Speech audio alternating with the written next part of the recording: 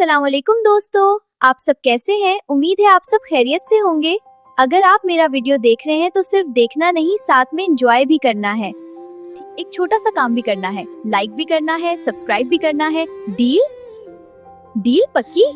चलो फिर शुरू करते हैं आज का एपिसोड।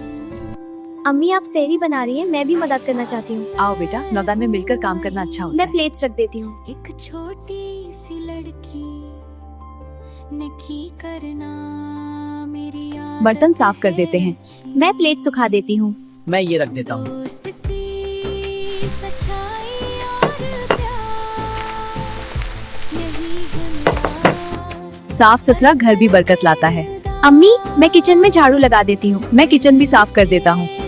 अम्मी मैं क्या मदद करूँ? खजूरें प्लेट में सजा दो। हाँ बेटा, तुम बहुत अच्छा करोगी। जी अम्मी, चेहरे पे खजूरें सजा दे। शुक्रिया बेटा। اللهم إني لك صمت وبك آمنت وعليك توكلت وعلى رزقك أفطرت.